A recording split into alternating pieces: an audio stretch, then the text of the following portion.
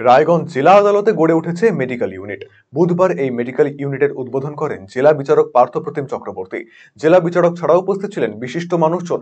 এই medical unit তৈরি হওয়ায় সকলেই খুশি। জেলা বিচারক পার্থপ্রতিম চক্রবর্তী বলেন, একটা সময় এই আদালতে মেডিকেল ইউনিট ছিল, পরবর্তীতে তা কোনো কারণে বন্ধ হয়ে যায়।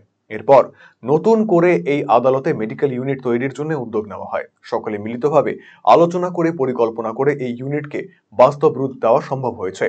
বিভিন্ন সময় দেখা যায় আদালতের বিচারক, আইনজীবী, কর্মী থেকে শুরু করে সাধারণ বিচার প্রার্থীরা অসুস্থ হয়েছেন। তাদের চিকিৎসার জন্য নিয়ে যেতে হয় মেডিকেল কলেজ ও হাসপাতালে।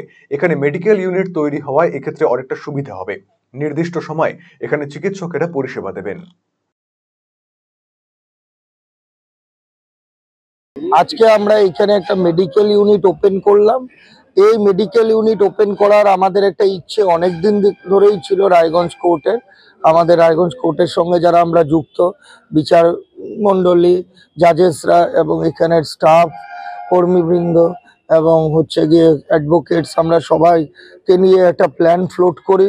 এবং আমাদের এই সিক ইউনিটটা অনেক দিন ধরে এখানে, বহু বছর আগে এখানে একটা সিক ইউনিট ছিল, কিন্তু সেটা কোনো কারণে সেটা বন্ধ হয়ে যায়। সেটা একদম পরিত্যক্ত অবস্থায় এখানে আমি এসে দেখি এরকম পড়ে আছে। যে আমি তখন সবাইকে একটা নিয়ে বসলাম এবং একটা সব স্টেক হোল্ডার্সদের বললাম, যারা যারা আছে কোর্টের সঙ্গে কানেক্টেড, তাদেরকে নিয়ে বসে বললাম, যে ডিসকাস করলাম, যে একটা প্ল্যান ফ্লোট করলাম যে এটাকে যদি আবার নতুন করে চালু করা যায়।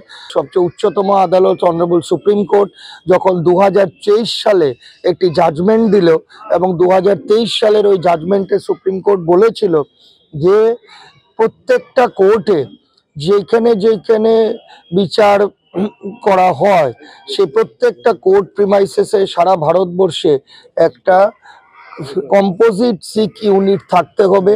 কারণ কোর্টে সারা দিনভর অনেক ধরনের লোক আসে, লিটিগেন্টরা আসে, তারপরে কোর্টের অ্যাডভোকেটসরা আছে, জাজেসরা আছে, স্টাফরা আছে। তারা ডে টু ডে তাদের কাজের জন্য কোর্টে রোজ আসছে।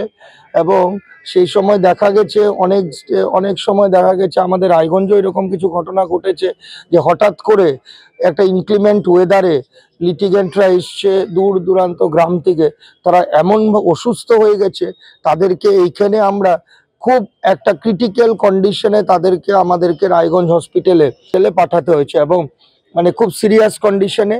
তো আমরা এখানে কোনো ফার্স্ট এড দেওয়ার মতন, তাদেরকে ইমিডিয়েটলি তাদেরকে মেডিকেল অ্যাসিস্ট্যান্স দেওয়ার মতন, যার ফিজিক্যাল কন্ডিশন যা ডিটোরিয়েট করে গেছে, তাকে দেওয়ার মতন কোনো স্কোপ ছিল না।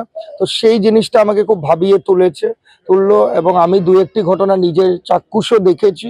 আজকেও যখন আমরা এটা একটা পার্মানেন্ট এস্টাবলিশমেন্ট যখন করলাম as a medical come sick unit, আজকেও তারা আমাদের, when we have invited them, they have willingly and voluntarily accepted our invitation, এবং তাদের বিজি স্কেডিউল থেকেও তারা টাইম মেক আউট করে তারা এতে এসছে।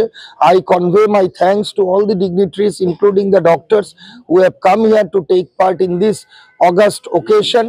এবং আমি আশা করব যে সবার পার্টিসিপেশনে আমরা যেই পারপাসটা, যেই নোবেল অবজেক্টটা নিয়ে এই মেডিকেল সিক ইউনিটটা ওপেন করেছি, সেইটা যাতে আমরা পারপাসটা অ্যাটেইন করতে পারি আর কি। রায়গঞ্জের বিশিষ্ট চিকিৎসক ডক্টর শান্তনু দাস বলেন, খুব ভালো উদ্যোগ এটি। সপ্তাহের বেশিরভাগ দিনই যাতে এই মেডিকেল ইউনিট সচল রাখা যায় তার জন্য পদক্ষেপ গ্রহণ করা হবে। এতে আদালতের সঙ্গে যুক্ত সকলেই উপকৃত হবেন।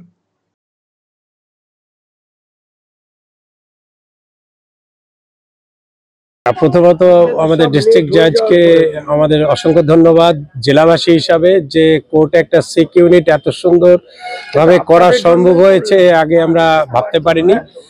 তো এখন যখন ইনফ্রাস্ট্রাকচার রেডি হয়েছে, এখন ধীরে ধীরে আমরা চিকিৎসক হোক, টেকনিশিয়ান, তারপর বিভিন্ন মেডিকেল ইকুইপমেন্ট যেগুলি ইমার্জেন্সি কেসে দরকার হয়, এগুলো আমরা চিকিৎসকরা রয়েছি, রায়গঞ্জ পৌরসভা রয়েছে, সবাই মিলে এই সিক ইউনিটটাকে অ্যাটলিস্ট সপ্তাহে 6 দিন যাতে রান করাতে পারি, আমরা সেরকমই চেষ্টা করছি।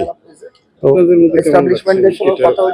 খুবই ভালো, কারণ শুধু লিগ্যাল সাইডে যারা জড়িয়ে আছেন তাদের জন্য নয়, অনেক দূর দূরান্ত থেকে মানুষ আসেন বিভিন্ন বিচার পেতে। তাদের মধ্যে হঠাৎ এই ধরনের সমস্যা হয়ে যায়, ভ্যাসোভ্যাগাল সিনকোপ বলি, মাথা ঘুরিয়ে পড়ে যাচ্ছেন, কারো প্রেশার থেকে, সুগার থেকে, এখানে অসুস্থ হয়ে যাচ্ছেন, দীর্ঘক্ষণ ওনাদের আদালতে অপেক্ষা করতে হয়। তো সেই মানুষদের কথা চিন্তা করে একটা সিক ইউনিট করা মানে এর থেকে ভালো কিছু আর কোনো কাজ হতে পারে না। আমার মনে হয় সঠিক জায়গা হচ্ছে আদালত, যেখানে সবসময় একটা সিক ইউনিট অ্যাক্টিভ থাকা উচিত।